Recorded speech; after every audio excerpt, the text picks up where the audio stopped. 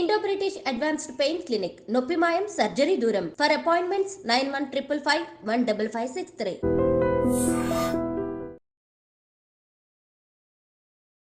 నమస్కారం. ఈరోజు టాపిక్ చలికాలంలో డయాబెటీస్ వాళ్ళు ఎలాంటి కేర్ తీసుకోవాలి అండ్ దీంతో పాటు ఎలాంటి ఆహారాలు తీసుకోవాలో తెలుసుకుందాం.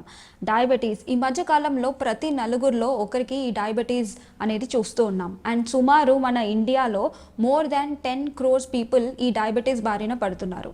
డయాబెటీస్ వచ్చిన తర్వాత ఏదర్ మీరు ప్రీ డయాబెటిక్ అయినా లేదా మీరు డయాబెటీస్ ఆల్రెడీ చాలా ఇయర్స్ నుంచి ఉన్నా కానీ ఎటువంటి జాగ్రత్తలు తీసుకోవాలి, డయాబెటీస్ ఉన్నప్పుడు ఎలాంటి ఆహారాలు తీసుకోవాలి అండ్ స్పెషల్లీ చలికాలంలో ఎలాంటి ఆహారాలు తీసుకోవాలనేది చాలామంది కన్ఫ్యూషన్ అవుతూ ఉంటారు. సో వాళ్ళ గురించి ఈరోజు క్లియర్ ఐడియా ఇవ్వడానికి నేను చెప్పబోతున్నాను. సో డయాబెటీస్ ఉన్న వాళ్ళు ఎలాంటి ఆహారం తీసుకోవాలి? మొదటిది, వాళ్ళు తీసుకునే డైట్లో ఎక్కువగా బ్యాలెన్స్డ్ న్యూట్రిషియస్ మీల్ అనేది ఉండేలాగా చూసుకోవాలి. అంటే బ్యాలెన్స్ డైట్లో మన బాడీకి కావాల్సిన good amount of carbohydrates, fats, proteins, vitamins, minerals ఇవన్నీ ఉండేలాగా చూసుకోవాలి. ఒక బ్యాలెన్స్ మీల్ ప్లేట్ ఎలా డిజైన్ చేసుకోవాలంటే ఒక హాఫ్ ఆఫ్ ద ప్లేట్ మనం చూసుకున్నట్టయితే వెజిటేబుల్స్ అనేవి ఎక్కువ మోతాదులో తీసుకోవాలి. దీంట్లో ఫైబర్ కంటెంట్ ఇంకా యాంటీ ఆక్సిడెంట్స్ అనేవి ఎక్కువగా వస్తాయి. Fibre content and antioxidants ఎక్కువ ఉండడం వల్ల చాలామందికి డయాబెటీస్ ఉన్నప్పుడు మలబద్ధకం ఇలాంటివన్నీ ఉంటూ ఉంటాయి. సో ఈ మలబద్ధకం ఇలాంటివన్నీ రాకుండా ఉండడానికి వాళ్ళు ఫైబర్ ఎక్కువ ఉన్న ఆహారాలు ఈ వెజిటేబుల్స్ రూపంలో అయితే తీసుకోవచ్చు. వెజిటేబుల్స్లో దాదాపు మీరు నాన్ స్టార్చీ వెజిటేబుల్స్ ఉండేలాగా చూసుకోండి. అంటే ఎక్కువగా దుంపకూరలు ఇలాంటివి ఉండకుండా గ్రీన్ లీఫీ వెజిటేబుల్స్ కానివ్వచ్చు, పీస్ కానివ్వచ్చు అండ్ ఇంకా ఆకుకూరలు, ప్రతి ఒక్క ఆకుకూరలు, తోటకూర, మెంతికూర, పాలకూర ఇలాంటివన్నీ మీ డైట్లో ఉండేలాగా చూసుకోండి. అండ్ మిగతా 25% వచ్చేసి కాంప్లెక్స్ కార్బోహైడ్రేట్స్ ఉండేలాగా చూసుకోండి. కాంప్లెక్స్ కార్బోహైడ్రేట్స్లో మనకి గ్లైసెమిక్ ఇండెక్స్ అనేది తక్కువగా ఉంటుంది అండ్ అందుకే మనం దీన్ని లో గ్లైసెమిక్ ఇండెక్స్ ఫుడ్స్ కిందకి అంటాం. గ్లైసెమిక్ ఇండెక్స్ ఫుడ్స్లో కాంప్లెక్స్ కార్బోహైడ్రేట్స్ అనేవి మొదటిగా వస్తాయి. సో ఈ కాంప్లెక్స్ కార్బోహైడ్రేట్స్లో మనం ఏం తీసుకోవచ్చు? కాంప్లెక్స్ కార్బోహైడ్రేట్స్లో మనం బ్రౌన్ రైస్ తీసుకోవచ్చు. దీంతో పాటు మిల్లెట్స్ అంటాం, దాన్నే చిరుధాన్యాలు, కొర్రెలు, సామెలు, అరికెలు, ఓట్స్ అండ్ దీంతో పాటు మనం కినోవా ఇలాంటివన్నీ మనం డైట్లో ఉపయోగించుకోవచ్చు అనమాట. సో ఇలాంటి కాంప్లెక్స్ కార్బోహైడ్రేట్స్ ఫుడ్స్ మనం డైట్లో తీసుకున్నప్పుడు షుగర్ లెవెల్స్ అనేవి చాలా స్లోగా రిలీజ్ అవుతూ ఉంటాయి. అదే మీరు నార్మల్ వైట్ రైస్ లేదా మైదా లేదా నార్మల్ ప్లెయిన్ చపాతీస్ తీసుకున్నారనుకోండి, గ్లైసెమిక్ ఇండెక్స్ అనేది ఎక్కువగా ఉంటుంది. సో దీనివల్ల షుగర్ లెవెల్స్ వెంటనే స్పైక్ అయ్యే అవకాశాలు ఉంటాయి. సో అందుకని మీరు తీసుకునే డైట్లో కాంప్లెక్స్ కార్బోహైడ్రేట్స్ ఉండేలాగా తీసుకోండి. నెక్స్ట్ 25% వచ్చేసి మీరు ఎక్కువగా ప్రోటీన్ ఉండే ఆహారాలు తీసుకోవాలి. ప్రోటీన్ మనకి వివిధ రకాల సోర్సెస్ నుంచి అవైలబుల్ ఉంటాయి. స్పెషల్లీ మీరు వెజిటేరియన్ సోర్స్ నుంచి ఎక్కువగా ప్రోటీన్ వచ్చేలాగా చూసుకోండి.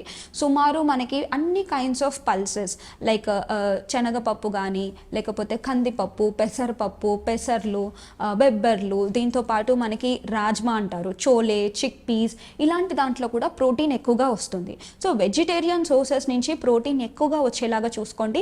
దీని తోడుగా ఒకవేళ మీరు నాన్ వెజిటేరియన్ అయితే చికెన్ కానీ, ఫిష్ కానీ అండ్ మీట్ ఐటమ్స్, దీంతో పాటు బాయిల్డ్ ఎగ్ కానీ ఇవి పుష్కలంగా మీరు తీసుకోవచ్చు. కానీ 25% ఉండేలాగే చూసుకోండి. ఒకవేళ మీకు కొలెస్ట్రాల్ లెవెల్స్ కనుక ఎక్కువగా ఉన్నాయి అనుకోండి, లైక్ యువర్ టోటల్ కొలెస్ట్రాల్ 200 కన్నా ఎక్కువగా ఉంది అండ్ ఎల్డిఎల్ కొలెస్ట్రాల్ చాలా ఎక్కువగా ఉంది, హెచ్డిఎల్ కొలెస్ట్రాల్ తక్కువగా ఉన్నప్పుడు మీరు meet and meet related items తగ్గించి ఎక్కువగా నాన్ వెజిటేరియన్ ఐటమ్స్ తగ్గించి వెజిటేరియన్ సోర్సెస్ నుంచి వచ్చే ప్రోటీన్స్ అనేవి తీసుకోవడం చాలా మంచిది. అండ్ దీని తోడుగా చాలామంది కర్డ్ కానివ్వచ్చు లేదా అదర్ మిల్క్ బేస్డ్ ఐటమ్స్ తీసుకుంటూ ఉంటారు. ఇది తీసుకోవచ్చు, కాకపోతే మీరు ఇక్కడ కంపల్సరీ లో ఫ్యాట్ మిల్క్ నుంచి ఎక్స్ట్రాక్ట్ చేసిన, అంటే కొవ్వులు తక్కువ ఉన్న ఆహారం నుంచి వచ్చే పాల పదార్థాలు అనేది తీసుకోవచ్చు. పన్నీర్ కానీ, టోఫు మనకి సాయ్ నుంచి వస్తుంది, అది కూడా good source of protein. And దీంతో పాటు మనకి ఇంకా డిఫరెంట్ కైండ్స్ ఆఫ్ చీజ్ కానివ్వచ్చు, పాలు కానివ్వచ్చు, పెరుగు ఇలాంటివన్నీ కూడా మీ డైట్లో ఉండేలాగా చూసుకోండి. అండ్ ఇది ఒక balanced diet plan. So diabetes patients ఇలా తీసుకోవడం వల్ల వాళ్ళకి ఏమవుతుందంటే వాళ్ళ బాడీలో బ్లడ్ షుగర్ లెవెల్స్ అంత ఎక్కువగా స్పైక్ అవ్వకుండా ఉంటుంది. యాక్చువల్లీ మనం డయాబెటీస్ కనుక తీసుకున్నట్టు అయితే డయాబెటీస్ ఎప్పుడు ఎక్కువగా పెరగొద్దు అండ్ తక్కువగా కూడా అయిపోవద్దు. అంటే మీ బాడీలో షుగర్ లెవెల్స్ హైపోగ్లైసిమిక్కి వెళ్ళొద్దు అండ్ హైపర్ గ్లైసిమిక్కి కూడా వెళ్ళొద్దు. ఇలా ఉంటేనే బాడీకి చాలా ప్రమాదం. సో ఎప్పుడు షుగర్ లెవెల్స్ని మెయింటైన్ చేసుకోవడం అనేది ఇంపార్టెంట్. ఇలా షుగర్ లెవెల్స్ని మెయింటైన్ చేసుకున్నాం అనుకోండి, ఇతర ఇష్యూస్ అనేవి ఏవి రాకుండా ఉంటుంది. అండ్ స్పెషల్లీ చలికాలంలో చూసుకున్నట్టు అయితే చాలామంది హైడ్రేషన్ ఉండదన్నమాట బాడీకి. ఎందుకంటే ఆల్రెడీ వెదర్ చాలా చల్లగా ఉంటుంది. మీరు తీసుకునే డైట్లో కొంచెం ఎప్పుడు వేడివేడిగా తీసుకోవాలి, ఇలా హీట్ ఉండే ఐటమ్సే ఎక్కువగా తీసుకుంటాం. సో దానివల్ల ఏమవుతుందంటే వాళ్ళు వాటర్ కంటెంట్ అనేది తగ్గించేస్తారు. సో వాటర్ ఎలా తీసుకోవాలంటే ప్రతి 20 కేజీలకి మినిమం 1 లీటర్ నీళ్ళు ఉండేలాగా చూసుకోవాలి.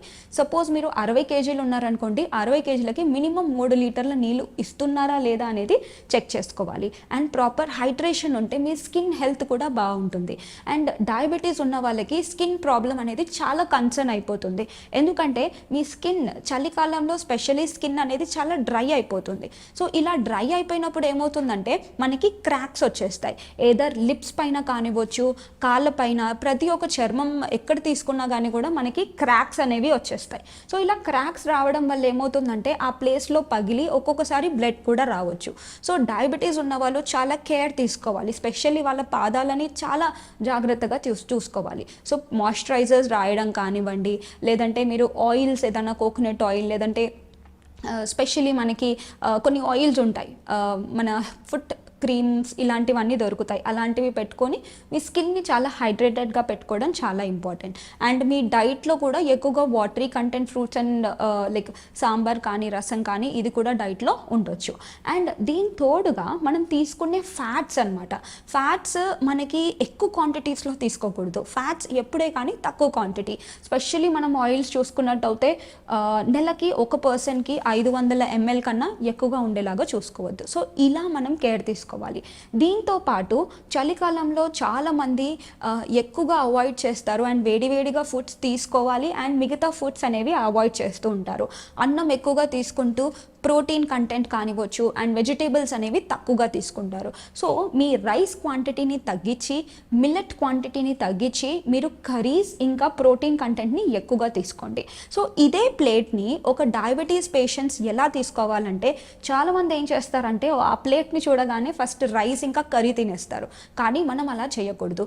డయాబెటీస్ కానివ్వచ్చు, మీరు వెయిట్ మేనేజ్మెంట్కి కానివ్వచ్చు, ఇంకా ఎలాంటి కండిషన్స్లో అయినా కానీ కూడా ఒక బ్యాలెన్స్డ్ మీల్ ప్లేట్లో ఫస్ట్ మనం కంప్లీట్ చేయాల్సింది ఫ్రూట్స్ అండ్ వెజిటేబుల్స్. అంటే హాఫ్ ప్లేట్లో ఫ్రూట్స్ అండ్ వెజిటేబుల్స్ అనేది కంప్లీట్ అయిపోయిన తర్వాత then you have to move to the protein, దాని తర్వాత కార్బోహైడ్రేట్స్. ఇలా కనుక మనం తీసుకున్నాం అనుకోండి, మన బ్లడ్ షుగర్ లెవెల్స్ అనేవి మెయింటైన్ అవుతుంది. ఇలాంటి బ్యాలెన్స్డ్ మీల్ ప్లేట్ వల్ల ఓన్లీ డయాబెటీసే కాదండి, ఇంకా మీకు వెయిట్ లాస్కి కానివ్వచ్చు.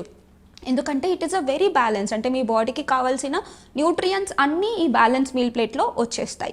సో దీంతో పాటు మనం డయాబెటీస్ కానివ్వచ్చు, హైపర్ టెన్షన్ కానివ్వచ్చు, కొలెస్ట్రాల్ లెవెల్స్ ఎక్కువ ఉన్నాయి అండ్ ఇతర సమస్యలు ఏమున్నా కానీ కూడా ఇలాంటి డయాబెటిక్ ప్లేట్ని మనం తీసుకోవడం వల్ల చాలా బెనిఫిట్స్ ఉన్నాయి.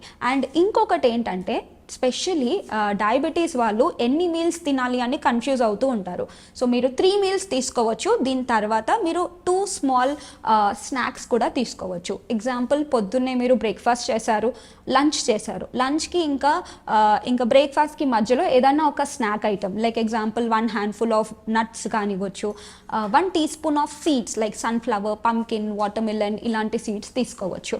అండ్ అదే మళ్ళీ సాయంకాలం టీ, కాఫీ బదులుగా మొలకెత్తిన విత్తనాలు తీసుకోవచ్చు, లేదా చిక్ పీస్ ఇలాంటివి, లేకపోతే మీరు పఫ్డ్ రైస్ తీసుకోవచ్చు. ఫూల్ మకానా అంటారు, కొంచెం గీలో రోస్ట్ చేసి, కాల్షియం కూడా ఎక్కువ ఉంటుంది, మన బాడీకి కూడా చాలా బెనిఫిట్ వస్తుంది, అలా కూడా మనం తీసుకోవచ్చు. సో ఇలా చేయడం వల్ల చలికాలంలో మన బాడీని చాలా హ్యాపీగా, హెల్దీగా కాపాడుకోగలుగుతాం. సో ఇంకొక టాపిక్తో మళ్ళీ కలుద్దాం. అంతవరకు నమస్తే. అందరికీ నమస్కారం. నేను మీ ఆయుర్వేద డాక్టర్ చిట్టిపుట్ల మధుసూదన శర్మని. మనం ఈ వీడియోలో నరాల వీక్నెస్ తగ్గాలంటే ఎలాంటి క్షేమదాయకమైనటువంటి ఆహార పదార్థాలని వాడుకోవాలి అనేటువంటి అంశాన్ని గురించి తెలుసుకోబోతున్నాం. నరాల బలహీనత, నర్వస్ వీక్నెస్ ఈ రోజుల్లో చాలామంది, అంటే ధనిక పేద, స్త్రీ, పురుష, పెద్ద, చిన్న తారతమ్యం లేకుండా చాలామందిని వేధించేటువంటి అత్యంత సర్వసాధారణటువంటి ఇబ్బంది పెట్టేటువంటి సమస్య నరాల బలహీనత. ఈ నరాల బలహీనత అనేటువంటి సమస్య కలిగేందుకు అనేక రకాలైనటువంటి ప్రధానమైనటువంటి కారణాలు. అంటే కొన్ని రకాలైనటువంటి వ్యాధుల్లో ఈ యొక్క సమస్య కలగవచ్చు. అంటే ఉదాహరణకి షుగర్ వ్యాధి వచ్చినటువంటి వాళ్ళలో ఈ నరాల బలహీనత ఉంటుంది. నీరసము, నిస్త్రణ, బడలిక ఇలాంటివన్నీ కూడా ఈ యొక్క నరాల బలహీనత సమస్య ఉన్నటువంటి వాళ్ళలో కలుగుతుంటాయి అన్నమాట. అదేవిధంగా బీపీ ఉన్నటువంటి సమస్య ఉన్నటువంటి వాళ్ళలో ఈ నరాల బలహీనత కలుగుతూ ఉంటుంది. పోషకాహార లోపం ఉన్నటువంటి వాళ్ళలో ఈ నరాల బలహీనత కలుగుతుంటుంది. ఇలా వివిధ రకాలైనటువంటి వ్యాధుల్లో ఈ యొక్క నరాల బలహీనత, నర్వస్ వీక్నెస్ కలుగుతుంటుంది అనమాట. అట్లే కొన్ని రకాలైనటువంటి ఆధునిక కృత్రిమ రసాయన ఔషధాలు తప్పని పరిస్థితుల్లో వాడవలసినటువంటి పరిస్థితి ఏర్పడినప్పుడు ఆ యొక్క ఔషధాలు వాడుకోవడం వల్ల ఔషధాల్లో భాగంగా సైడ్ ఎఫెక్ట్స్లో భాగంగా కూడా ఈ యొక్క నరాల బలహీనత, నర్వస్ వీక్నెస్ కలుగుతూ ఉంటుందన్నమాట. అట్లే దీనికి తోడు కొన్ని రకాలైన మానసిక ఒత్తిడి వల్ల కొంతమందికి నర్వస్ వీక్నెస్ కలుగుతుంటుంది. ఇలా వివిధ రకాలైన కారణాల వల్ల ఈ యొక్క నరాల బలహీనత కలుగుతుంటుంది. అట్లే కొంతమందికి ఆహారం బాగా తీసుకుంటున్నప్పటికీ నరాల బలహీనత కలుగుతుంటుంది.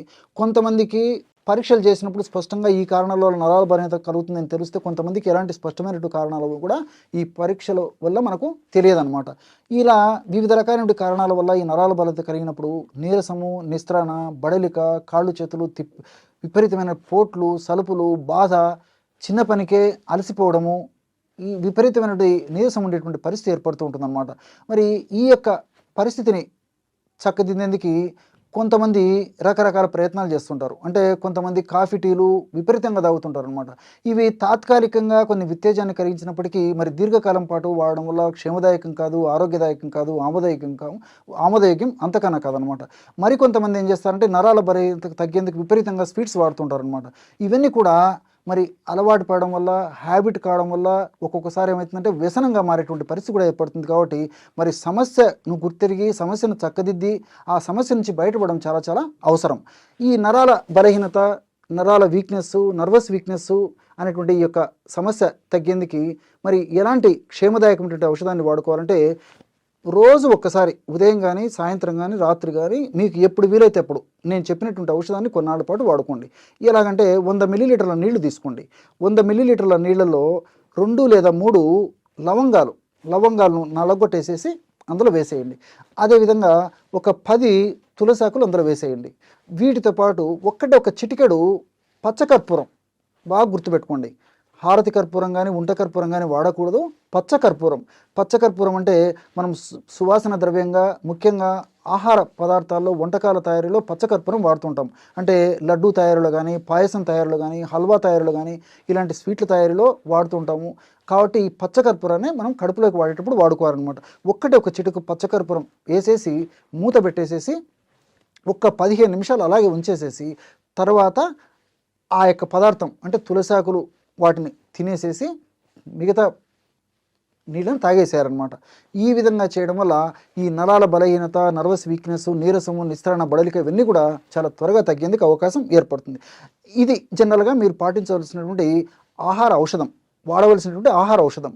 మరి ఆహార పరంగా కూడా జాగ్రత్తలు తీసుకోవాలి. ఈ రోజుల్లో చాలామంది మంచి ఆహారం తీసుకుంటున్నారు. అదేవిధంగా వేళకు నిద్రపోయేటువంటి పరిస్థితి ఏర్పడుతుంది. మంచి ఆహారం తీసుకుంటున్నారంటే వాళ్ళ అభిప్రాయంలో మంచి ఫుడ్ తీసుకుంటున్నామని అనుకుంటున్నారు. కానీ ఆ మంచి ఆహారం అని భావించబడేటువంటి ఆహారంలో కూడా పోషక లోపం చాలా ఉందంటే ఆశ్చర్యం వేస్తుంది. ఇప్పుడు ఈ సందర్భంలో నాకు ఒక విషయం గుర్తొస్తుంది. ఈ రోజుల్లో మనం బియ్యంతో చేసినటువంటి, గోధుమలతో చేసినటువంటి ఆహార పదార్థాలు ఎక్కువగా వాడుతున్నాం. సో పాలిష్డ్ ఫుడ్, రీఫైన్డ్ ఫుడ్డే వాడుతున్నాం అనమాట. ఎప్పుడైతే బియ్యాన్ని పాలిష్ పడతామో అప్పుడు అందులో పోషకాంశాలు ఆల్మోస్ట్ మృగ్యం, అంటే కేవలము పిండి పదార్థాలు తప్ప ఏమి ఉండేటువంటి పరిస్థితి ఏర్పడుతుంది, ఏమి ఉండనటువంటి పరిస్థితి ఏర్పడుతుంది. అదేవిధంగా గోధుమలతో తయారు చేసినటువంటి గోధుమ పిండి కానీ, మైదా పిండి కానీ వీటిలో కూడా పాలిష్డ్. సో అందులో కూడా కేవలం పిండి పదార్థాల ప్రభావం తప్ప మనకి ఈ యొక్క పోషకాంశాలు ఉండవన్నమాట. దీంతోపాటు మరి బొంబాయి రవ్వ, గోధుమ నూక ఇలాంటివి కూడా ఆల్మోస్ట్ అందులో కూడా ఈ యొక్క పోషకాంశాలు, ముఖ్యంగా సూక్ష్మ పోషకాలు ఉండవు అనమాట. కాబట్టి మరి ఈ రోజుల్లో జాగ్రత్త పడడం కొంతమందికి సాధ్యం కాదు, ఎక్కువ శాతం మంది కూడా సాధ్యం కానటువంటి పరిస్థితి కూడా ఎదురైంది. కాబట్టి మరి వీలైనంత వరకు ముడి బియ్యంతో చేసినటువంటివి, ముడి గోధుమలతో చేసినటువంటి ఆహార పదార్థం తీసుకోవడం ద బెస్ట్ ప్రాసెస్. ప్రాక్టీస్ చేయడం మంచిది. తప్పని పరిస్థితుల్లో దీనికి ప్రత్యామ్నాయంగా ఏం చేస్తారంటే తవుడు. సో సర్వసాధారణంగా పూర్వకాలం అయితే తవుడు ఉన్నటువంటి అంటే బియ్యము ముడి బియ్యం వాడేవాళ్ళు కాబట్టి ఆ రోజుల్లో ఈ నరాల బలహీనత ఉండేది కాదు. కానీ ఈ రోజుల్లో మనం అస్సలైనటువంటి పోషకాంశాలు ఉన్నటువంటి ప్రధానమైనటువంటి వాటిని కూడా పక్కన పెట్టేసేసి కేవలము పిండి పదార్థం ఉన్నటువంటి బియ్యాన్ని గోధుమలు వాడుకోవడం చేతనే ఈ పద్ధతి కలుగుతుంది. కాబట్టి మైక్రోన్యూట్రియంట్స్ సూక్ష్మ పోషకాలు తవుడులో విపరీతంగా ఉంటాయి. కాబట్టి మరి ఆ తవుడును మనకు మార్కెట్లో కూడా దొరుకుతుంది. కాబట్టి తవుడును తెచ్చుకొని ఏదో ఒక రూపంలో రోజు 1 నుండి 2 చెంచాలు మనం పులకాల్లో తవుడు కలుపుకోవచ్చు, తవుడు పొడి. అదేవిధంగా అన్నంలో కలుపుకొని తీసుకోవచ్చు, స్వీట్స్లో కలుపుకోవచ్చు, పాలల్లో కలుపుకోవచ్చు, మజ్జిగలో కలుపుకోవచ్చు. లేకపోతే తవుడు తర్వాత ఖర్జూరం కాస్త తేనె కలిపేసేసి ఉంటలాగా చేసుకుని రోజు ఒక ఉంట తీసుకోవచ్చు. ఇలా ఏదో ఒక పద్ధతిలో తవుడును వాడుకోవడం వల్ల ఇంచుమించు 40 రోజులు రెగ్యులర్గా వాడుకోవడం వల్లనే చాలా అద్భుతమైనటువంటి ఫలితాలు కలిగినట్లు చాలామంది ఫీడ్బ్యాక్ ద్వారా కూడా మాకు తెలుస్తుంది అనమాట. కాబట్టి తవుడును తప్పనిసరిగా ఆహారంలో ఒక భాగంగా చేసుకుంటే చాలా వరకు చాలామందిలో 100లో 99% మందిలో కూడా ఈ యొక్క నరాల బలహీనత సమస్య నుంచి చెక్ పెట్టడానికి అవకాశం ఏర్పడుతుంది. కాబట్టి ఫ్రూట్స్ జ్యూసెస్లో కూడా ఈ తవుడు వాడుకోవచ్చు. తర్వాత స్ప్రౌట్స్ మొలకెత్తిన విత్తనాల్లో ఈ తవుడు వాడుకోవచ్చు. కాబట్టి మీకు ఎలా వీలైతే అలాగా రోజు 1 నుంచి 2 టీ స్పూన్లు ఈ తవుడును మాత్రం ఖచ్చితంగా వాడేటువంటి అలవాటు చేసుకోవడం వల్ల ఈ నరాల బలహీనత ఉన్నటువంటి సమస్య తగ్గిపోతుంది. భవిష్యత్తులో కూడా ఈ నరాల బలహీనత సమస్య రాకుండా ఉండేందుకు అవకాశం ఏర్పడుతుంది. ఎందుకంటే ఇక్కడ మరొక విషయం కూడా నాకు గుర్తొస్తుంది. ఇప్పుడు మనం ఆహార పదార్థాల్లో భాగంగా విపరీతంగా ఆహారం తీసుకుంటున్నాం. చాలామంది 99% మంది కూడా జరిగేది ఇది.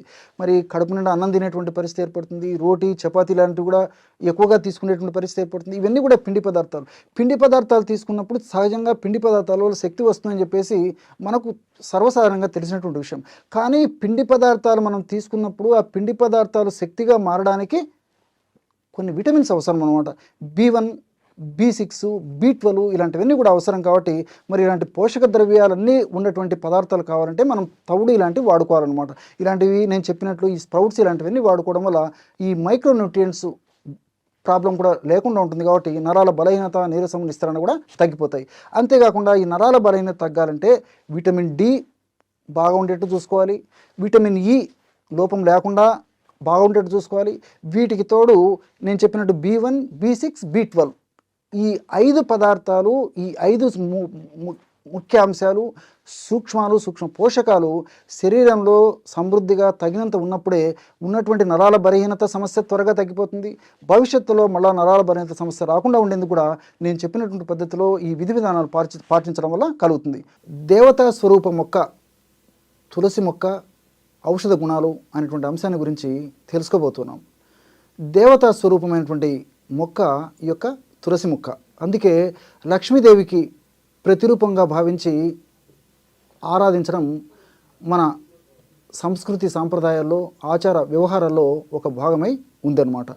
అట్లే సంపదకి, సౌభాగ్యానికి చిహ్నంగా భావించబడుతూ ఆ తులసి మొక్క కరుణ కటాక్ష వీక్షణాలు మన శరీర ఆరోగ్యం పైన, మానసిక ఆరోగ్యం పైన, ఆధ్యాత్మిక ఆరోగ్యం పైన సక్రమంగా చక్కగా ఉండేందుకు కూడా చాలా చక్కగా ఈ యొక్క తులసి మొక్క దేవత స్వరూపంలో ఉపయోగపడుతుందని చెప్పేసి కూడా భావించడం కద్దు. ఈ యొక్క తులసి మొక్కలో ఎన్నో రకాలైనటువంటి ఔషధ గుణాలు కూడా ఉన్నాయన్నమాట. అంటే ఆధ్యాత్మికమైనటువంటి పరంగానే కాకుండా అట్లే దైవాంశ సంభూతంగా భావించబడేటువంటి పరిస్థితే కాకుండా ఔషధంగా కూడా ఈ తులసి మొక్క చాలా అద్భుతంగా ఉపయోగపడేటువంటి పరిస్థితి ఉందన్నమాట. ఈ యొక్క తులసి మొక్క వివిధ రకాల వ్యాధుల్లో ఉపయోగపడుతుంది. అందుకే తులసి మొక్క గాలి తగిలినప్పటికీ ఆ గాలి యొక్క ప్రభావం చేత అనేక రకాలైనటువంటి క్రిమికీటకాదులు కూడా మన దేహాన్ని ఇబ్బంది పెట్టవనేటువంటి ధోరణితోనే, శాస్త్రీయ పరిజ్ఞానంతోనే మరి తులసి మొక్కను పెంచడం కూడా ఆచార వ్యవహారాల్లో ఒక భాగంగా చేయడం జరిగిందనమాట. అంటే అంత తులసి మొక్క గాలికి కూడా అంత శక్తి ఉండేటువంటి పరిస్థితి ఆ యొక్క దేవతా స్వరూపమైనటువంటి మొక్కకు ఉందన్నమాట. ఈ యొక్క తులసి మొక్క అనేక రకాలైన వ్యాధులకి ఔషధంగా ఉపయోగపడుతుంది. ఉదాహరణకి దగ్గు, జలుబు, ఆయాసము అంటే బ్రాంకైటిస్ ఇలాంటి సమస్యలు ఉన్నప్పుడు ఈ యొక్క తులసి మొక్కను నేను చెప్పినటువంటి పద్ధతిలో సద్వినియోగం చేసుకోవడం వల్ల చాలా సమర్థవంతమైనటువంటి ఫలితాలు కలుగుతాయి.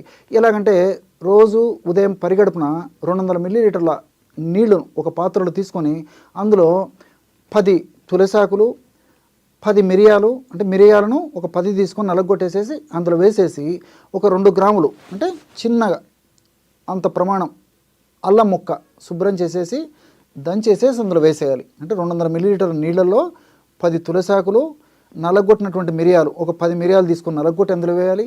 అదేవిధంగా అల్లం ముక్కను కూడా నలగొట్టేసేసి అందులో వేసేయాలన్నమాట. ఆ విధంగా వేసి పొయ్యి మీద పెట్టేసి 100 మిల్లీలీటర్ల నీళ్లు మాత్రమే మిగిలేటట్లు మరిగించి దించి చల్లార్చి గోరువెచ్చగా ఉన్నప్పుడు వడగట్టేసేసి అందులో ఒక స్పూను తేనె కలిపేసి సేవిస్తుండాలి రోజు ఉదయం పూట. ఈ విధంగా క్రమం తప్పకుండా రోజు ఒక్కసారి ఈ యొక్క ఔషధాన్ని ఈ పద్ధతిలో వాడుకోవడం వల్ల చాలా సమర్థవంతమైన ఫలితాలు కలుగుతాయి. అంటే ఈ తులసి మొక్కకు ఉన్నటువంటి అద్భుతమైనటువంటి శక్తులు ఏమిటంటే యాంటీటసివ్గా పనిచేస్తుంది, యాంటీ హిస్టమిన్గా పనిచేస్తుంది, యాంటీ ఇన్ఫ్లమేటరీగా పనిచేస్తుంది, అదేవిధంగా యాంటీబయాటిక్గా పనిచేస్తుంది, యాంటీ ఫంగల్గా పనిచేస్తుంది, అదేవిధంగా యాంటీ వైరల్గా పనిచేస్తుంది. ఈ విధంగా అనేక రకాలైనటువంటి ఔషధ శక్తులు ఈ తులసి మొక్క దేవతా స్వరూపమైనటువంటి తులసి మొక్క సొంతం అన్నమాట. కాబట్టి ఈ సమస్య సర్వసాధారణంగా వ్యాధి నిరోధక శక్తి తక్కువగా ఉన్నటువంటి వాళ్ళలోనే ఈ సమస్య కూడా కలుగుతూ ఉంటుందన్నమాట. విపరీతమైనటువంటి అలర్జీ, తుమ్ములు, జలుబు, దగ్గు, ఆయాసము చాలా బాధపడుతుంటారు అనమాట. మరి ఈ వ్యాధి నిరోధక శక్తిని పెంచేందుకు కూడా ఇప్పుడు నేను చెప్పినటువంటి పద్ధతిలో ఔషధాన్ని వాడుకోవడం వల్ల ఉపయోగం కలుగుతుంది అనమాట. కాబట్టి ఈ యొక్క ఔషధాన్ని మరి దీర్ఘకాలం పాటు వాడినప్పటికీ అన్నీ మనకు సైడ్ బెనిఫిట్స్ ఉంటాయి, ఎలాంటి సైడ్ ఎఫెక్ట్స్ ఉండవు. క్రమక్రమంగా ఆ యొక్క సమస్య కూడా తగ్గిపోయి శాశ్వతంగా కూడా ఆ అలర్జీ నుంచి మనం చెక్ పెట్టవచ్చు అనమాట ఈ యొక్క పద్ధతిలో ఈ యొక్క ఔషధాన్ని వాడుకోవడం వల్ల. అట్లే మానసికమైనటువంటి ఒత్తిడి కానీ, మూర్ఛ, హిస్టీరియా, మెదడుకు సంబంధించినటువంటి వ్యాధులు, అదేవిధంగా ఈ పార్కిన్సన్స్ లాంటి వ్యాధులు, ఇలాంటి జబ్బులు ఉన్నప్పుడు కూడా మెదడుకు సంబంధించినటువంటి ఇలాంటి జబ్బులు ఉన్నప్పుడు కూడా తులసిని మనం సక్రమంగా సద్వినియోగం చేసుకోవడం వల్ల చాలా చక్కగా ఉపయోగపడుతుంది అనమాట. అంటే జ్ఞాపక శక్తి పెరిగేందుకు కూడా ఈ యొక్క తులసి మొక్కని ఇప్పుడు నేను చెప్పినటువంటి పద్ధతిలో సద్వినియోగం చేసుకోవడం వల్ల చాలా చక్కటి ఫలితం కలుగుతుంది. ఎలాగంటే 2 కొబ్బరి గిన్నెలు తీసుకోండి, ఎండినటువంటివి 2 కొబ్బరి గిన్నెలు బాగా నిదానంగా నోట్ చేసుకోండి, గమనించి నోట్ చేసుకోండి. 2 ఎండు కొబ్బరి గిన్నెలు తీసుకొని 2 ఎండు కొబ్బరి గిన్నెల్లో తులసి ఆకులు వేసేయండి. అంటే కొబ్బరి గిన్నె ఎలా ఉంటుంది కదా, ఇందులో తులసి ఆకులు వేసేయండి. ఆ విధంగా ఆ కొబ్బరి గిన్నెల నిండా తులసాకులు వేసేసి పక్కన పెట్టేసేయండి ఆ తులసాకులని. అదేవిధంగా బెల్లం, పాత బెల్లం దొరికితే మరీ మంచిది. పాత బెల్లం పొడి చేసేసి, ఒకవేళ పాత బెల్లం దొరకకపోతే మామూలు బెల్లమైనా సరిపోతుంది. బెల్లాన్ని పొడి చేసి అదే పద్ధతిలో ఆ 2 ఎండు కొబ్బరి గిన్నెలు ఉన్నాయి కదా, ఆ కొబ్బరి గిన్నెల్లో బెల్లం పొడి కూడా పెట్టేసేయండి. పెట్టేసి కొలితేసేసి అది పక్కన పెట్టుకోండి. 3వదిగా స్వచ్ఛమైనటువంటి ఆవు నెయ్యి కూడా ఆ ఎండు కొబ్బరి గిన్నెల్లో పోసేసి అది పక్కన పెట్టేసేయండి. ఈ పద్ధతిలో ఆ ఎండు కొబ్బరి గిన్నెల్లో ఈ 3 పదార్థాలు కూడా కొలిచేసేసి తర్వాత ఎండు కొబ్బరిని తురిమేసేయండి. బాగా తురిమిన తర్వాత ఈ పదార్థాలన్నింటినీ బాగా కలిపేసేయండి. ఎండు కొబ్బరి తురిమిన తర్వాత ఎండు కొబ్బరి తురుములో తులసాకులు, బెల్లము, స్వచ్ఛమైనటువంటి ఆవు నెయ్యి, ఈ పదార్థాలన్నీ బాగా కలిపేసేసి ఒక సీసాలో నిలువ ఉంచుకొని ఒక 30 రోజుల పాటు కదలకుండా అలాగే మూత బిగించేసి గాలి చొరబడినటువంటి ప్రాంతంలో, వెలుతర లేనటువంటి ప్రాంతంలో, అంటే మబ్బుగా ఉన్నటువంటి ప్రాంతంలో ఒక మూలకు పెట్టేసేయండి. ఇంతే, 1 నెల పాటు తయారు కావడానికి అందులో అద్భుతమైన రసాయన ఔషధ శక్తులు అందులోకి వచ్చేదానికి మరి ఈ యొక్క ప్రాసెస్ అవసరం అనమాట. కాబట్టి ఈ పద్ధతిలో అందులో నిలువ ఉంచిన తర్వాత తీసుకొని రోజు ఉదయం పరిగడుపున 3 వేళ్ళకు వచ్చినంత, అంటే ఇలా పట్టుకుంటే ఎంత వస్తుందో అంత ప్రమాణం చప్పరించేసి మింగేసి నీళ్లు తాగొచ్చు, లేకపోతే 1 కప్పు పాలు తాగినా సరిపోతుంది అనమాట. ఈ విధంగా క్రమం తప్పకుండా రోజు ఒక్కసారి చేయడం వల్ల నేను చెప్పినట్టు మానసికమైనటువంటి ప్రశాంతత కలుగుతుంది, జ్ఞాపక శక్తి వృద్ధి అవుతుంది, మెదడుకు సంబంధించినటువంటి వ్యాధులు తగ్గిపోతాయి, అట్లే మూర్ఛ, హిస్టీరియా లాంటి సమస్యలు కూడా తగ్గిపోయేటువంటి పరిస్థితి ఈ యొక్క ఔషధం వల్ల కలుగుతుంది. కానీ ఈ ఔషధం తయారు చేసుకునేటప్పుడు చాలా జాగ్రత్తగా ఉండాలన్నమాట. అంటే ఏమాత్రం నీటి శాతం అందులో ఉన్నా ఒక్కొక్కసారి ఔషధం మనం 30 రోజుల పాటు అలాగే ఉంచుతాం కాబట్టి ఒక్కొక్కసారి ఫంగస్ బూజు వచ్చేటువంటి అవకాశం ఉంటుంటుంది. కాబట్టి మరి తులసాకులను బాగా శుభ్రం చేసేసి నీటి శాతం, అంటే మనం నీళ్లు చల్లేటువంటి పరిస్థితి ఉంటుంది కాబట్టి అలా కాకుండా నీటి శాతం ఏమాత్రం పైభాగంలో, అంటే మనం టచ్ చేసినప్పుడు నీరు తగలకూడదు అనమాట. ఆ విధంగా ఆ నీటి శాతం అంతా ఆరిపోయిన ఉన్నటువంటి ఆ తులసి ఆకులు, పచ్చి తులసి ఆకుల్ని వాడుకోవాలన్నమాట. ఈ జాగ్రత్తగా గమనించేసి మీరు చెప్పినటువంటి పద్ధతిలో ఈ యొక్క ఔషధాన్ని వాడుకోవడం వల్ల చాలా అద్భుతమైనటువంటి ఫలితం కలిగేటువంటి పరిస్థితి ఏర్పడుతుంది. అదేవిధంగా ముఖం మీద వచ్చేటువంటి మొటిమలు కానీ, గుల్లలు కానీ, నల్ల మచ్చలు కానివ్వండి, ఇలాంటి అనేక రకాలైనటువంటి సమస్యలు కూడా సౌందర్య సాధనంగా తులసి ఉపయోగపడుతుంది. ఎలాగంటే ఒక 25 లేదా 30 తులసి ఆకులు తీసుకోండి. ఒకటి కర్పూరం బిళ్ళ, అంటే 25-30 పచ్చి తులసి ఆకుల్లో ఒక కర్పూరం బిళ్ళ తీసుకొని ఆ పదార్థాన్ని అంతా బాగా కలిపేసేసి గోరింటాకులాగా పేస్ట్ లాగా లేపనంలాగా తయారు చేసుకోండి.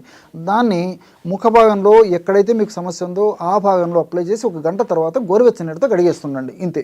ఈ విధంగా క్రమం తప్పకుండా రోజు ఒక్కసారి ఈ పద్ధతిలో ఈ యొక్క ఔషధాన్ని వాడుకోవడం వల్ల సౌందర్య సాధనంగా ఈ యొక్క తులసి పనిచేసి ఈ మొటిమెలు, అదేవిధంగా గుల్లెలు, నల్ల మచ్చలు, ఇతర చర్మానికి ముఖం మీద ఉన్నటువంటి ఇతర అనారోగ్య సమస్యలన్నింటి కూడా చక్కదిద్దేందుకు ఈ యొక్క తులసాకులు కర్పూరం కలిపి తయారు చేసుకుంటున్న ఔషధం చాలా చక్కగా ఉపయోగపడుతుంది.